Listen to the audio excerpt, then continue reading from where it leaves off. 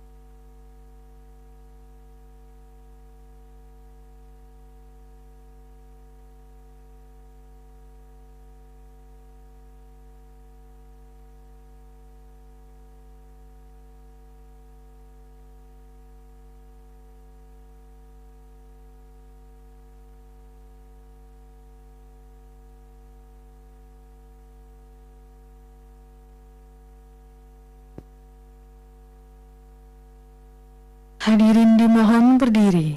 Yang Mulia Majelis Hakim Konstitusi memasuki ruang persidangan.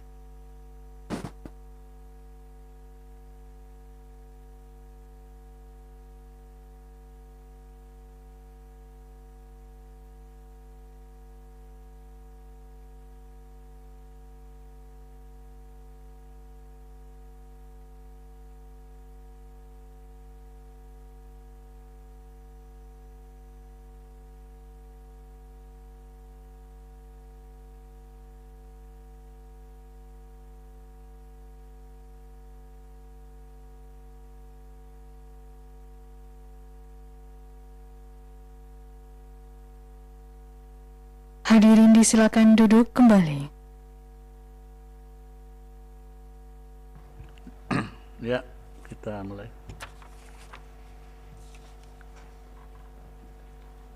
Sidang dibuka dan nyatakan terbuka untuk umum. Assalamualaikum warahmatullahi wabarakatuh. Waalaikumsalam. Selamat siang, salam sejahtera untuk kita semua. Sebelumnya majelis menyampaikan permohonan maaf karena sidang ini terpaksa harus diundur beberapa saat karena ada RPH yang harus dituntaskan tadi. Sekali lagi mohon maaf. Agenda persidangan untuk perkara nomor 38 tahun 2021, agendanya adalah untuk mendengar keterangan ahli dari pihak terkait PWI. Kemudian untuk kehadiran semua hadir kecuali DPR dan ya DPR aja yang tidak hadir. Baik, ahli yang diajukan oleh PWI yaitu Ibu Gati Gayatri. Dipersilakan Ibu Gayatri diambil sumpahnya terlebih dahulu. Mohon Yang Mulia Pak Wahid untuk memandu.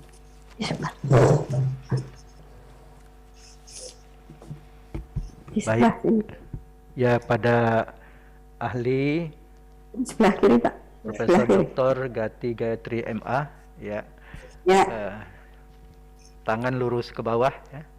Ya. Ikuti lapas yang saya tuntunkan. Bismillahirrahmanirrahim. Bismillahirrahmanirrahim. Demi Allah, Demi Allah, saya bersumpah sebagai ahli saya bersumpah sebagai ahli akan memberikan keterangan yang sebenarnya akan memberikan keterangan yang sebenarnya sesuai dengan keahlian saya. sesuai dengan keahlian saya. Terima kasih. Silakan duduk kembali. Saya kembalikan ke Yang Mulia Pak Ketua. Sudah. Terima kasih Yang Mulia. Kita langsung mendengar keterangan Ibu Gati Gayatri. Dipersilakan waktu sekitar 10 atau 15 menit. Kemudian nanti dilanjutkan dengan tanya jawab atau pendalaman sekiranya ada. Silakan Bu. Baik, terima kasih. Bismillahirrahmanirrahim. Assalamualaikum warahmatullahi wabarakatuh. Yang Mulia Ketua dan para anggota Sidang Majelis Mahkamah Konstitusi, pertama-tama izinkan saya menyampaikan salam hormat dan takzim kepada Yang Mulia Ketua dan para anggota Mahkamah Konstitusi yang hadir di dalam sidang majelis ini. Dan perkenankan saya menyampaikan ucapan terima kasih atas kesempatan yang diberikan kepada saya untuk memberikan keterangan ahli dalam perkara nomor 38/PUU 19/2021 mengenai uji material atas pasal 15 ayat 2 huruf F dan pasal 15 ayat 5 Undang-Undang nomor 40 tahun 1999 tentang pers yang menurut pemohon bertentangan dengan Undang-Undang Dasar tahun 1945. Kedua, sebelum menyampaikan keterangan terkait dengan permohonan uji material undang-undang tersebut, izinkan saya untuk terlebih dahulu mengemukakan pendapat mengenai peran penting Undang-Undang nomor 40 tentang pers sejak disahkan tahun 1999 hingga saat ini. Pendapat ini akan saya sampaikan berdasarkan hasil-hasil kajian yang telah saya lakukan sendiri dalam rangka pelaksanaan tugas sebagai seorang peneliti dalam bidang komunikasi dan berdasarkan hasil-hasil kajian pihak lain yang telah saya pelajari. Yang Mulia Ketua dan para anggota Sidang Majelis Mahkamah Konstitusi, kehadiran sebuah undang-undang yang mengatur dan memberikan perlindungan hukum terhadap pers merupakan sesuatu yang lazim di negara-negara di dunia. Di negara-negara dengan sistem politik otoriter, kehadiran undang-undang tersebut umumnya cenderung bertujuan mengatur komunikasi politik melalui media pers dengan cara sedemikian rupa agar pada akhirnya dapat memperkuat dan atau mempertahankan status quo kekuasaan penguasa. Sebaliknya, di negara-negara demokrasi, undang-undang tentang pers umumnya bertujuan untuk menjamin implementasi kemerdekaan pers agar pers mampu memberikan kontribusi yang bermakna dalam memperlancar komunikasi politik yang sangat dibutuhkan bagi pembangunan sistem demokrasi yang sehat dan dalam rangka mewujudkan cita-cita bangsa di masing-masing negara. Di Indonesia, kehadiran Undang-Undang Nomor 40 Tahun 1999 tentang pers, menurut pengamatan saya, telah berhasil menciptakan perubahan-perubahan signifikan dalam kehidupan pers nasional. Sejak disahkan dan diimplementasikannya undang-undang tersebut, situasi kemerdekaan pers dan kehidupan pers nasional cenderung membaik dari waktu ke waktu. Pers nasional yang selama masa Orde Baru nyaris tidak memiliki kemerdekaan sama sekali, sejak kehadiran undang-undang tersebut, pers dapat memiliki kemerdekaannya yang meningkat dari tahun ke tahun. Ranking kemerdekaan pers Indonesia di tingkat global selama 1 dekade terakhir, meski mengalami pasang surut, tetap menunjukkan peningkatan. Menurut hasil survei lembaga Reporter Without Borders, saat ini Indonesia memiliki skor indeks kemerdekaan pers sebesar 49,27, menduduki ranking 117, dan angka ini sebetulnya menunjukkan penurunan cukup signifikan dibanding tahun lalu, yaitu 2021 yang mencapai skor 62,60, ranking 113 dari 180 negara. Meskipun demikian, saat ini di tingkat ASEAN, posisi Indonesia masih berada pada urutan yang tidak terlalu buruk, di atas ranking Singapura, Brunei, Filipina, Laos, Vietnam, dan Myanmar. Oleh lembaga-lembaga survei global, Indonesia juga dinilai cukup berhasil mencapai kemajuan-kemajuan dalam kehidupan demokrasi setelah berakhirnya rezim Orde Baru tahun 98, berhasil mengembangkan pluralisme dalam kehidupan politik dan media, dan berhasil melaksanakan transfer kekuasaan politik dari satu pihak ke pihak lainnya secara bersamaan dan penuh kedamaian. Sebagai contoh, hasil pengukuran Indeks Demokrasi Global yang dilakukan oleh Freedom House 2021 menunjukkan bahwa Indonesia berhasil mendapatkan skor 59 dari skala 100 dengan rincian capaian skor political rights sebesar 30 dari total skor 40 dan skor civil liberty sebesar 29 dari total skor 60. Dengan capaian skor tersebut, Indonesia saat ini termasuk kategori sebagai negara demokrasi yang partly free. Status ini masih sama dengan tahun sebelumnya meskipun mengalami penurunan capaian skor sebesar 2 poin. Data ini secara tidak langsung menunjukkan bahwa demokrasi Indonesia masih belum established, masih berada pada tahap transisi. Selain itu, sebagai salah satu bentuk ruang publik, pers tampaknya ikut berperan penting dalam komunikasi politik. Ruang publik yang selama Orde Baru umumnya tertindas atau tertutup setelah hadirnya Undang-Undang Nomor 40 Tahun 99 cenderung lebih bebas dan terbuka. Maaf. Saat ini tingkat kebebasan dan keterbukaan ruang publik termasuk pers di Indonesia telah mencapai tingkatan menengah atau sedang, sehingga media pers mampu memperlancar komunikasi politik dan masyarakat menjadi lebih mudah menyuarakan aspirasi mereka, meskipun dalam beberapa kasus masih terlihat adanya hambatan-hambatan. Data terakhir dari Civicus Monitor menunjukkan bahwa dari jumlah 197 negara yang diteliti, Indonesia saat ini termasuk salah satu dari 43 negara di dunia yang memiliki ruang publik dengan kategori obstructed atau menengah sedang.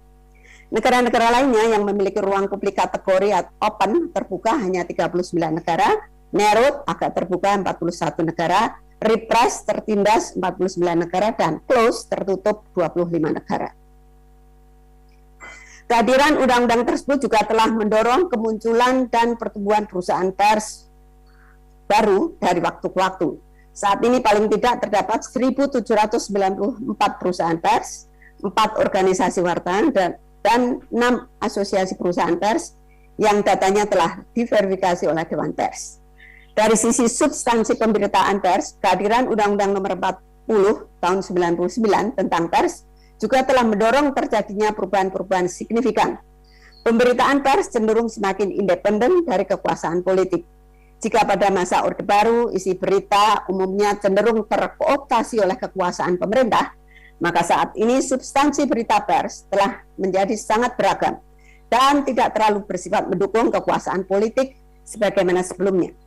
Kontrol terhadap pemberitaan pers melalui berbagai cara yang sering dilakukan oleh penguasa pada masa Orde Baru saat ini hampir tidak ada lagi, meski dalam beberapa kasus intervensi penguasa masih terjadi.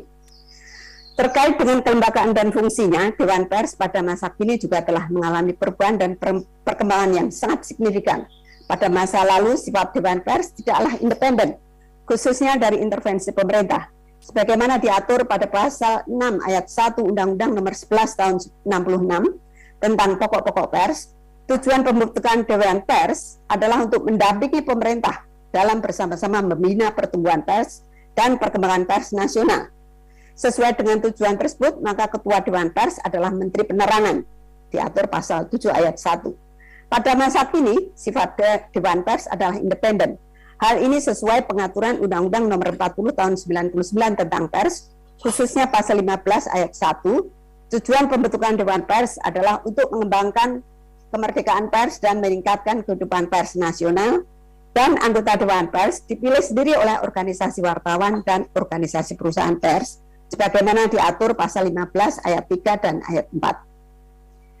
Fakta-fakta ini menunjukkan bahwa sejak kehadirannya hingga saat ini, Undang-Undang Nomor 40 Tahun 99 secara langsung dan tidak langsung telah memainkan peran penting dalam proses transisi demokrasi umumnya dan dalam peningkatan kehidupan pers khususnya. Oleh karenanya, keberadaan undang-undang tentang pers di Indonesia perlu dipertahankan agar pers tetap mampu memperlancar komunikasi politik dalam pembangunan demokrasi yang sehat di Indonesia. Jika ada upaya merevisi dan atau memperjelas tafsiran ketentuan-ketentuan dalam undang-undang tentang pers, maka upaya tersebut harus dilaksanakan demi peningkatan kualitas kehidupan demokrasi yang sehat di negara kesatuan Republik Indonesia, serta dilandasi dengan nilai-nilai Pancasila sebagai dasar negara dan sesuai ketentuan Undang-Undang Dasar 1945. Yang mulia Ketua dan para anggota sidang Majelis Mahkamah Konstitusi, terkait dengan penilaian para pemohon bahwa ketentuan pasal 15 ayat 2 huruf F Undang-Undang tentang pers bahwa rumusan teks fungsi-fungsi Dewan Pers yang dianggap tidak jelas dan mengandung multitafsir, izinkan saya dalam konteks ini menyampaikan data dan informasi yang relevan yang mungkin perlu mendapatkan perhatian dari Yang Mulia Ketua dan para anggota sidang Majelis Mahkamah Konstitusi dalam melakukan penilaian serta dalam membuat pertimbangan dan keputusan hukum tentang perkara ini. Konsep Dewan Pers berkaitan dengan teori tanggung jawab sosial pers yang mulai dikembangkan para ahli pada abad 20. Meskipun istilah tanggung jawab pers dapat memiliki arti yang berbeda bagi setiap orang, terdapat suatu persyaratan yang sama bagi pers yang bertanggung jawab sosial di negara-negara penganut kemerdekaan pers, yakni bahwa meskipun memiliki kemerdekaan pers, pers tetap harus bersikap adil dan bertanggung jawab terhadap pembacanya. Pers tetap harus Persyaratan ini tampaknya merupakan konsekuensi alami dari kemampuan pers untuk mempengaruhi kehidupan masyarakat. Konsep Dewan Pers mengalami perubahan dari waktu ke waktu, dari satu negara ke negara lain, sesuai sejarah, sistem media, sistem politik, dan tingkat kemerdekaan pers masing-masing. Dalam prakteknya, di negara-negara di dunia, Dewan Pers umumnya dibentuk untuk mempromosikan nilai regulasi oleh pers itu sendiri, atau self-regulation. Lembaga ini antara lain bertanggung jawab mengawasi potensi-potensi pelanggaran kode etik perilaku yang diadopsi oleh media. Dewan Pers pertama di dunia menurut sejarahnya dibentuk tahun 1916, yakni ketika pemerintah Swedia membentuk suatu komisi yang dinamakan The Press Fair Practices Commission. Langkah ini kemudian diikuti oleh banyak negara di Eropa, dan Dewan Pers Inggris yang dibentuk tahun 1953 merupakan lembaga yang paling terkenal hingga saat ini. Dewan Pers juga pernah dibentuk di Amerika Serikat. Lembaga pertama adalah Minnesota Press Council yang dibentuk tahun 1971 oleh Asosiasi Surat Kabar Minnesota. Dewan Pers yang memiliki cakupan tugas nasional adalah The National News Council yang dibentuk oleh sejumlah yayasan swasta tahun 1973. Namun berbeda dari Dewan Pers di negara-negara Eropa tetangganya, Dewan Pers di Amerika Serikat tidak berumur panjang. Sampai saat ini Dewan Pers merupakan bentuk umum lembaga yang dibentuk oleh pers untuk mengatur dirinya sendiri, atau disebut self-regulatory body. Mayoritas beranggotakan para profesional media. Di negara-negara Eropa misalnya, lembaga ini bersifat independen dari kekuasaan politik. Tugas utamanya adalah menangani keluhan-keluhan publik terhadap media melalui pembuatan keputusan kolektif. Dengan cara ini, Dewan Pers memberikan jaminan kepada publik tentang kualitas informasi yang mereka terima, menunjukkan bahwa para profesional media bertanggung jawab dan bahwa pengaturan media oleh pemerintah tidak diperlukan. Data menunjukkan bahwa saat ini bagian besar negara-negara di dunia telah memiliki Dewan Pers atau lembaga sejenisnya seperti media observatories yang umumnya ada di negara-negara Afrika. Data dari organisasi Accountable Journalism yang didukung oleh Reynolds Journalism Institute, University of Missouri, dan Ethical Journalism Network menunjukkan bahwa saat ini terdapat 99 negara yang memiliki lembaga Dewan Pers dengan rincian 19 negara di Afrika, 19 negara Asia, 4 negara Australia dan Oceania, 38 negara Eropa, 10 negara Timur Tengah, dan 1 negara Amerika Utara, yaitu Kanada, dan 8 negara Afrika Selatan. Dewan Pers di negara-negara tersebut umumnya merupakan lembaga tunggal dengan cakupan tanggung jawab yang sifatnya nasional.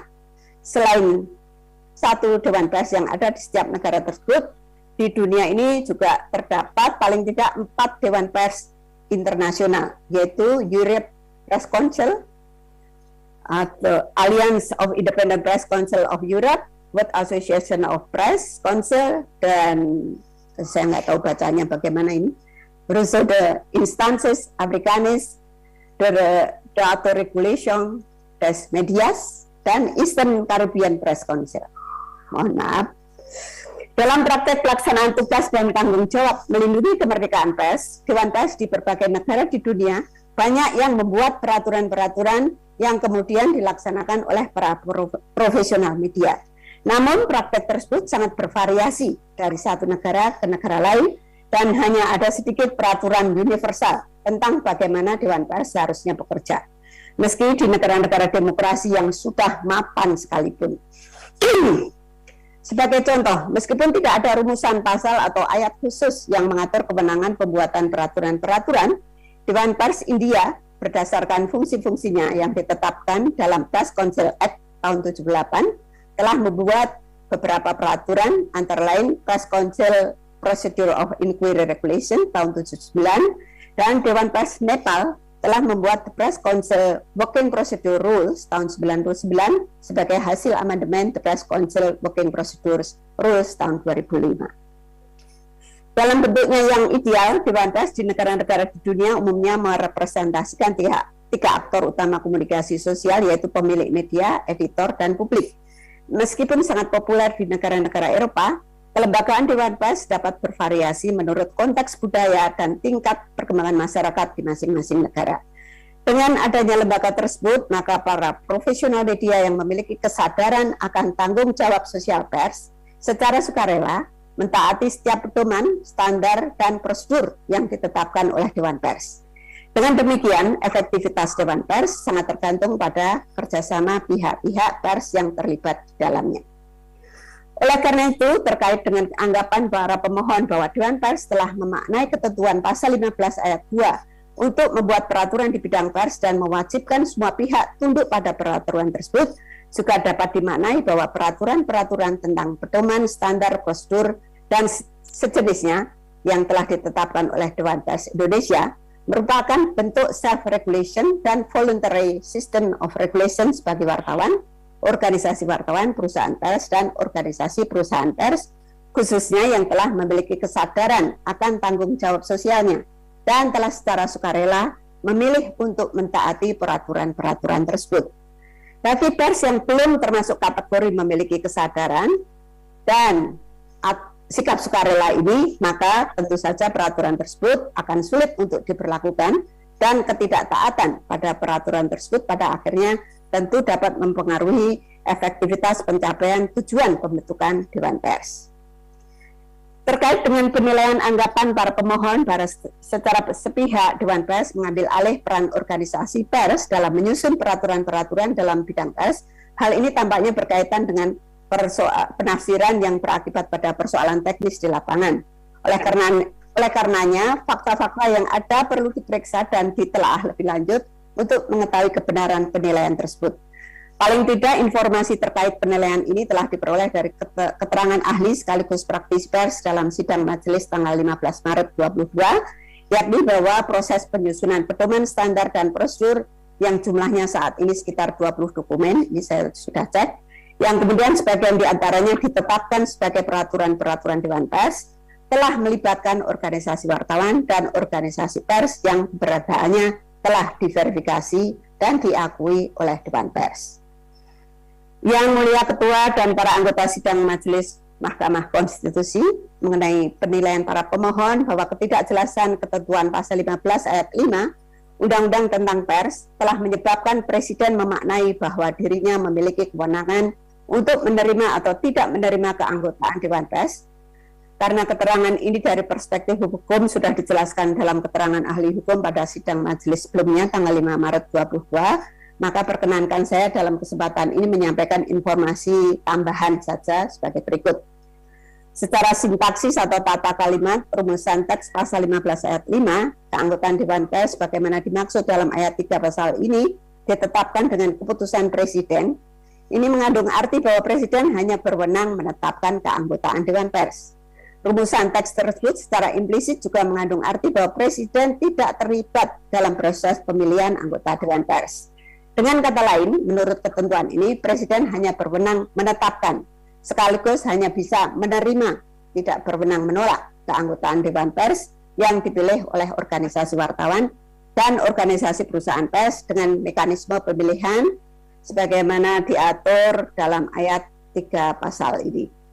Fakta menunjukkan bahwa tata cara pembentukan keanggotaan Dewan Pers Indonesia yang demikian ini sebetulnya termasuk lazim jika dibandingkan dengan tata cara di negara-negara lain yang juga memiliki Dewan Pers. Fakta menunjukkan bahwa sebagian terbesar Dewan Pers di dunia dibentuk oleh lembaga-lembaga media di masing-masing negara. Meskipun demikian, sebagian Dewan Pers di dunia ada juga yang dibentuk oleh organisasi swasta dan sebagian kecil lainnya, sekitar 14 lembaga, dibentuk atau kewenangannya ditetapkan oleh undang-undang. Dewan Pers di negara barat cenderung bersifat independen dari pemerintah, namun di beberapa negara lainnya seperti India, pemerintah memilih anggota Dewan Pers. Oleh karenanya dalam perkara ini ada kemungkinan rumusan teks ayat 5 telah dimaknai secara semantis atau subjektif oleh para pihak dengan tafsir bahwa Presiden berwenang menolak keanggotaan Dewan Pers. Bisa jadi tafsiran ini dibuat oleh para pihak karena para pihak memiliki referensi adanya objek atau sesuatu yang menunjukkan Presiden dapat menolak keanggotaan Dewan Pers atau karena adanya faktor penyebab lainnya. Meskipun multitafsir teks undang-undang merupakan sesuatu yang wajar terjadi dan penafsiran subjektif tidak dilarang, tampaknya upaya menemukan bukti-bukti nyata yang menunjukkan adanya kewenangan Presiden menolak keanggotaan Dewan Pers sangat diperlukan untuk mengetahui objektivitas tafsiran para pemohon. Sehingga keputusan hukum untuk memenuhi atau tidak memenuhi harapan atau tuntutan para pemohon untuk mengubah mekanisme pemilihan anggota Dewan Pers yang telah diatur dalam ayat 3 pasal ini juga objektif. Langkah ini penting untuk dilakukan agar kemerdekaan pers dan kehidupan pers nasional tidak dirugikan akibat keputusan kita. Yang mulia Ketua, para anggota sidang Majelis Mahkamah Konstitusi, pada bagian terakhir keterangan ini, perkenankan saya memberikan penjelasan singkat mengenai upaya meningkatkan kualitas profesi kewartawanan sebagai bagian dari rumusan fungsi-fungsi Dewan Pers yang diatur dalam pasal 15 ayat 2 huruf F. Profesionalisme wartawan merupakan nilai-nilai yang dijunjung tinggi oleh pers di negara-negara di dunia pada umumnya. Profesionalisme wartawan diperlukan agar karya-karya jurnalistik wartawan mampu mendukung pelaksanaan tanggung jawab sosial pers, serta benar-benar mampu memberikan manfaat dan pengaruh positif bagi peningkatan kehidupan masyarakat. Keberadaan profesionalisme wartawan dapat ditunjukkan antara lain oleh 3 indikator penting, yaitu adanya tanggung jawab, kemampuan atau kompetensi, dan sikap etis sesuai kode etik jurnalistik atau pedoman perilaku wartawan dalam pelaksanaan tugas-tugas jurnalistik. Di Indonesia, dalam rangka peningkatan kualitas profesi kewartawanan, Dewan Pers sesuai fungsinya telah menetapkan standar kompetensi wartawan melalui Peraturan Dewan Pers nomor 01 /peraturan DP /10/2018 dan telah melaksanakan uji kompetensi wartawan berdasarkan standar tersebut. Namun sebagaimana keterangan ahli yang telah disampaikan dalam sidang majelis sebelumnya tanggal 15 Maret 2022, dari jumlah wartawan di Indonesia yang saat ini diperkirakan mencapai 100.000 orang yang bekerja di sekitar 47.000 perusahaan pers, menurut data Dewan Pers baru ada 19.513 orang yang telah mengikuti sertifikasi wartawan dengan berbagai jenjang di 29 lembaga uji kompetensi yang ada.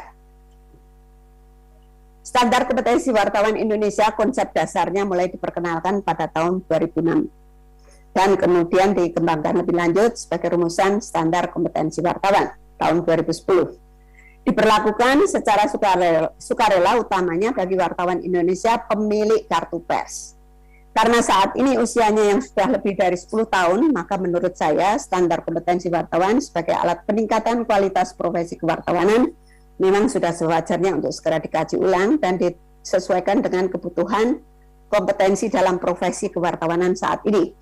Kaji ulang dan penyesuaian standar kompetensi tersebut dapat dilakukan melalui 3 cara, yaitu melalui riset kebutuhan kompetensi di lapangan kerja kewartawanan, atau melalui adopsi sepenuhnya, atau melalui adaptasi standar kompetensi wartawan yang ada, baik yang merupakan standar khusus perusahaan pers atau pendidikan jurnalistik, standar di negara lain, maupun standar internasional yang berlaku di sejumlah negara.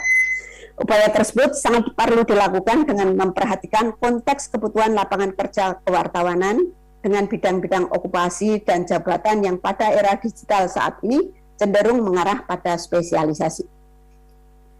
Penyusunan standar kompetensi wartawan perlu dilakukan dengan landasan berbagai pertimbangan dan pemikiran. Di antaranya adalah untuk tujuan peningkatan daya saing dan produktivitas wartawan Indonesia dalam industri pers global. Yang kedua, menjawab tuntutan peningkatan profesionalisme wartawan pada era industri 4.0 dan mendukung pembangunan nasional menuju Indonesia Emas 2045. Yang ketiga, adanya demand yang tinggi akan tenaga kerja terampil bidang kewartawanan. Kemudian yang keempat, perlunya pembentukan kompetensi digital journalism yang sesuai dengan perkembangan iptek, khususnya teknologi informasi dan komunikasi yang mengubah proses bisnis kewartawanan saat ini.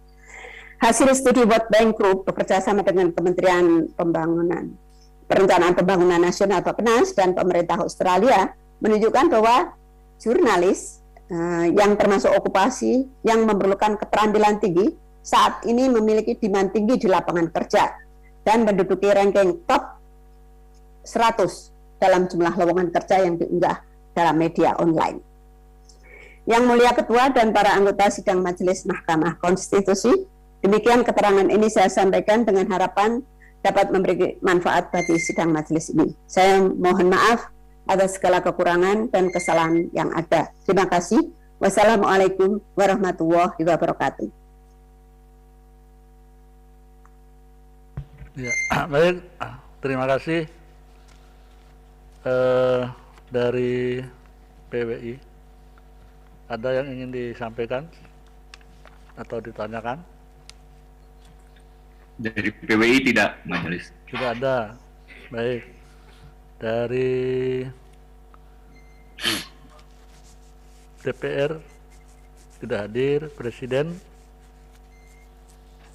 Cukup Yang Mulia. Ya, Tidak pemohon. hadir. Baik, pemohon.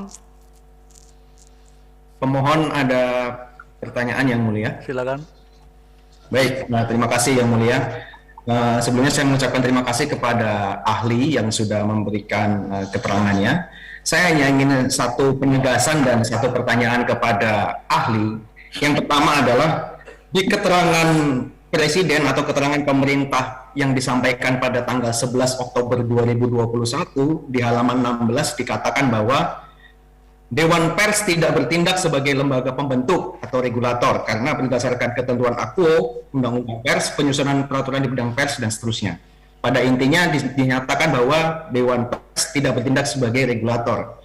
Lalu tadi ahli menyampaikan bahwa ada praktik di Dewan Pers di India dan sebagainya dan di Indonesia mengadopsi bahwa ya salah satu kewenangannya adalah membentuk. Jadi saya hanya ingin penegasan dari ahli satu hal, apakah praktik yang selama ini telah dilakukan ada satu pertentangan antara kewenangan itu membentuk atau memfasilitasi.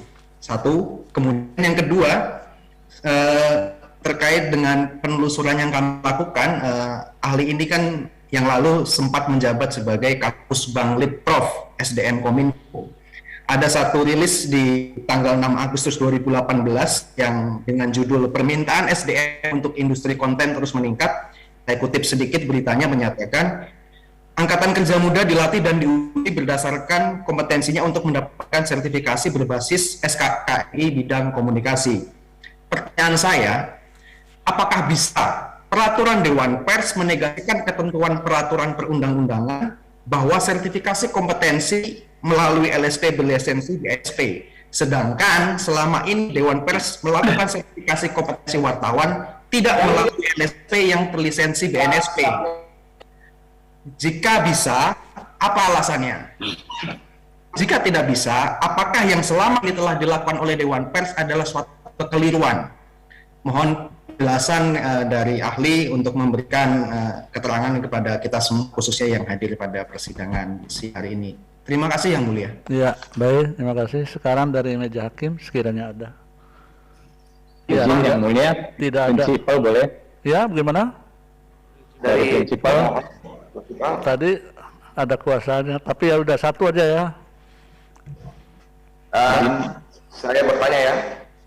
Ya, jangan terlalu banyak, satu atau dua lah. Oke, Tadi baik. kan ada kuasa hukumnya. Silakan. Baik, saya bertanya ya Pak. Iya. Tadi dikatakan Ibu bahwa Dewan Pers menerapkan suara regulasi karena memiliki kewenangan membuat peraturan.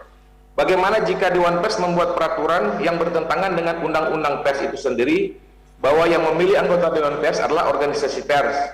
Nah, Dewan Pers yang merasa memiliki suara regulasi, mereka kan membuat peraturan yang ternyata dalam pemilihan itu Dewan Pers bisa ikut memilih anggota Dewan Pers. Kemudian Dewan Pers itu kan melaksanakan peraturan berdasarkan fungsi Dewan Pers, mengembangkan kehidupan pers. Nah, sementara Dewan Pers membuat peraturan tentang konstituen di luar kesepakatan bersama organisasi pers. Nah, ini kan mengurangi organisasi pers, tadinya ada 34, sekarang Dewan Pers mengurangi menjadi 7, dan sekarang ada bertambah 3 dari 10. Nah, itu yang menjadi pertanyaan saya, apakah Dewan Pers bisa membuat peraturan yang sehingga dia bisa menjadi ikut memilih anggota Dewan Pers. Lalu kemudian dia bisa mengurangi dari 34 konstituen menjadi 7. Karena kan tidak ada kesepakatan bersama oleh organisasi pers pada saat menetapkan peraturan tentang standar organisasi pers. Demikian majelis. Iya, baik, terima kasih. Izin, kalau boleh satu Yang Mulia, satu saja Yang Mulia. Dari Pemohon 3 Yang Mulia. ya baik, satu saja silakan. Ya, terima kasih Yang Mulia. Mohon izin kepada ahli, bagaimana menurut pendapat ahli berdasarkan kami ini LSP Pers telah memiliki LSP Pers, dan apakah ini bisa menjadi media untuk kolaborasi antara pihak Dewan Pers untuk hal uji kompetensi, sertifikasi, untuk peningkatan mutu dan kualitas serta profesionalisme para wartawan di Indonesia. Sebab semangat kita pasti sama, yaitu untuk kebaikan insan pers di Indonesia, termasuk permohonan uji materi Undang-Undang Pers ini yang kami lakukan adalah untuk kecintaan kami terhadap insan pers. Tadi saya mendengar bahwa untuk uji kompetensi sejak 2006, kemudian 2010, dan akhirnya disampaikan juga oleh ahli telah lebih dari 10 tahun, tepatnya mungkin 12 tahun. Sedangkan di LSP Pers melalui BNSP itu dijelaskan bahwa untuk kompetensi itu harus diuji berulang berkala itu 3 tahun. Jadi saya berharap ada tanggapan bagaimana pendapat ahli, jika mungkinkah berkolaborasi, karena kami sudah mengacu dari undang-undang yang berdasarkan landasan hukumnya sangat jelas, yaitu Undang-Undang Nomor 13 Tahun 2003 tentang Ketenagakerjaan, Peraturan Pemerintah Nomor 23 Tahun 2004 tentang Badan Nasional Sertifikasi Profesi atau BNSP, kemudian juga ketiga Permenakres per nomor 21/Men/10 Romawi 2017 tentang cara penetapan standar kompetensi kerja nasional yang memang benar-benar berdasarkan berlandaskan hukum yang jelas seperti itu. Mohon pendapat tanggapan dari ahli. Terima kasih Yang Mulia. Ya, baik, silakan ahli. Ya. Menanggapi. Terima kasih Yang Mulia. Mohon izin untuk memberikan jawaban semampu saya ya. Pertama terkait dengan praktek Dewan Pers, apakah terkait dengan pengertian memfasilitasi dan membuat peraturan. Nah, tentu saja kita perlu kembali kepada arti memfasilitasi dan membentuk ya. Memfasilitasi tentu saja adalah secara umum adalah memberikan bantuan atau kemudahan bagi organisasi pers, organisasi wartawan dalam membuat peraturan-peraturan. Dan berarti kita cukup melihat apakah selama ini Dewan Pers sudah memberikan fasilitasi itu. Dan kalau pada akhirnya peraturan-peraturan yang dibuat oleh organisasi pers dan organisasi wartawan, misalnya organisasi perusahaan pers dan wartawan, pada akhirnya disepakati oleh mereka, maksudnya organisasi pers dan organisasi wartawan, untuk diadopsi sebagai peraturan Dewan Pers, itu tentu sesuai dengan kesepakatan komunitas pers itu sendiri ya. Artinya kalau memang itu merupakan kesepakatan ya tidak ada salahnya. Toh di negara lain praktek membuat peraturan, Dewan Pers membuat peraturan itu juga dilakukan. Tapi sekali lagi ini tidak perlu kita seragamkan antar negara ya. Yang penting kita lihat dulu apakah memang selama ini peraturan yang ada memang merupakan hasil kesepakatan mengadopsi peraturan-peraturan yang disusun oleh organisasi pers dan organisasi wartawan yang difasilitasi oleh Dewan Pers. Jika iya, maka itu saya kira kita anggap oke selama itu merupakan kesepakatan komunitas pers itu sendiri. Kemudian terkait dengan sertifikasi, apakah ini terkait apakah ini sertifikat Dewan Pers? Kalau menurut saya sertifikasi Dewan Pers ini tidak sama dengan sertifikasi berbasis standar kompetensi kerja nasional Indonesia. Karena sertifikasi berbasis SKKNI atau standar kompetensi kerja nasional Indonesia ini merupakan sertifikasi yang dilandasi oleh standar kompetensi yang disusun bersama oleh semua stakeholder, seluruh pemangku kepentingan. Dan ada mekanisme khusus yang diatur oleh Kementerian Ketenagakerjaan dalam penyusunan standar nasional ini. Demikian juga prosedurnya, antara lain misalnya kalau sudah menjadi rancangan SKKNI, maka sektor pembina profesi terkait dalam hal ini kalau tidak salah kewartawanan itu di bawah sektor komunikasi dan informatika, maka secara administrasi rancangan tersebut harus diajukan melalui Kementerian Kominfo kepada Kementerian Ketenagakerjaan dengan surat pengantar Kominfo. Hanya surat pengantarnya saja, tapi yang menyusun standar kompetensi nasional itu harus dari industri sendiri, bukan dari pemerintah. Jadi di sini tidak ada intervensi pemerintah dalam penyusunan standar nasional. Tapi kalau fasilitasi, saya kira fasilitasi misalnya membantu menyediakan tempat rapat atau mungkin konsumsi rapat, barangkali itu masih diperbolehkan, ya, dan mempermudah proses-proses lainnya. Sedangkan sertifikasi oleh Dewan Pers, kalau menurut pandangan saya ini merupakan sertifikasi yang berlaku khusus, tidak bisa berlaku nasional, karena maksudnya dalam konteks SKKNI ya, artinya tidak boleh disamakan dengan SKKNI.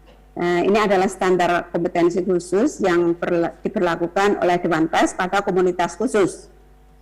Begitu. Ya, komunitas khusus apa? Tentu ada persyaratan-persyaratan yang ditetapkan oleh Dewan Pers. Dan sebetulnya lembaga sertifikasi ini yang saya lihat saat ini sebetulnya lembaga sertifikasinya kalau di dalam sistem sertifikasi nasional ini sebetulnya hanya merupakan tempat uji kompetensi, yaitu perguruan-perguruan tinggi ya. Tapi lembaga sertifikasinya dalam tanda petik adalah Dewan Pers, begitu.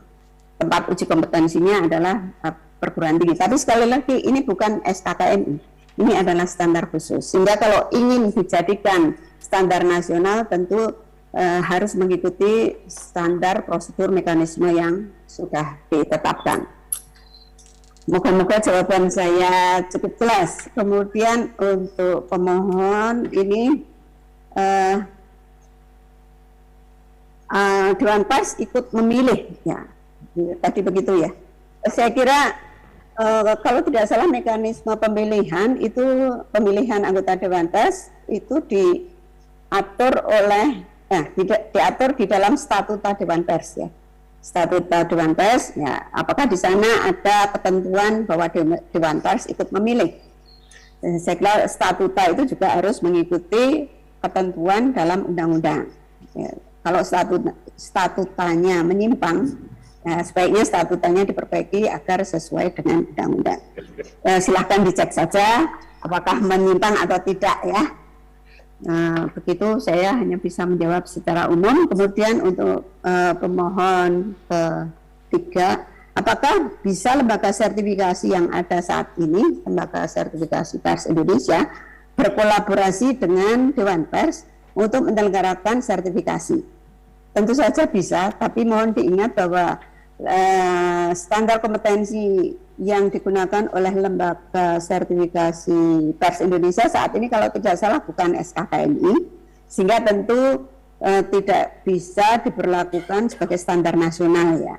Sekali lagi itu adalah standar kompetensi khusus SKK, dan itu statusnya hanya terregistrasi di Kementerian Ketenagakerjaan, belum disepakati oleh seluruh stakeholder seluruh Indonesia, pemangku kepentingan pers, melalui mekanisme prakonvensi dan konvensi nasional. Sehingga tentu saja kalau berkolaborasi dengan Dewan Pers, statusnya menjadi kolaborasi antara standar khusus dan standar khusus. Menurut saya kurang efektif untuk tujuan nasional. Menurut saya akan lebih baik kalau antara Dewan Pers dan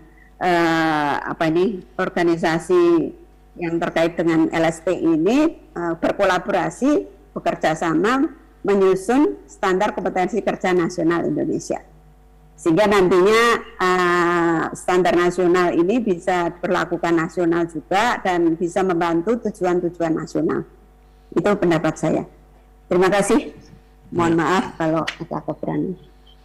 Baik, terima kasih Ali.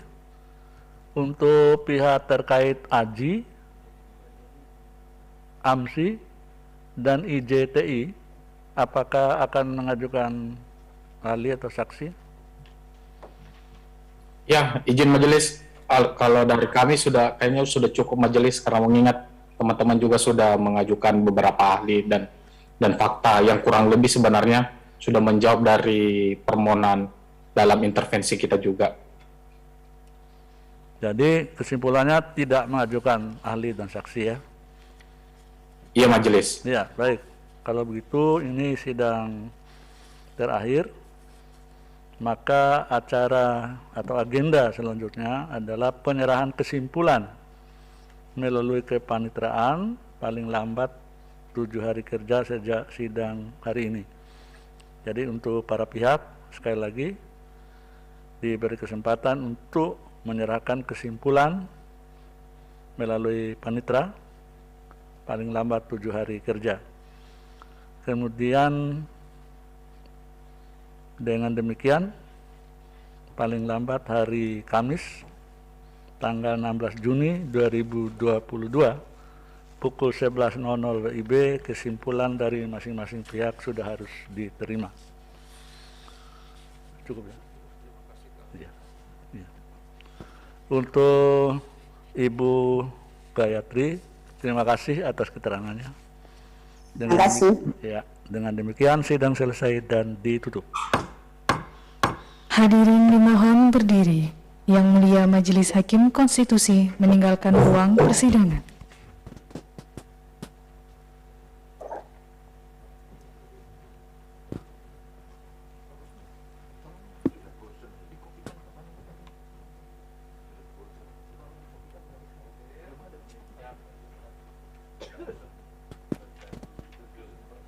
Hadirin disilakan duduk kembali. Hadirin yang kami hormati, demikianlah persidangan pada hari Rabu 8 Juni 2022 untuk perkara nomor 38/PUU garis datar 19 Romawi garis miring 2021 telah selesai. Sidang berikutnya akan dilaksanakan pada pukul 13.30 waktu Indonesia Barat untuk perkara nomor 61/PUU garis datar 20 Romawi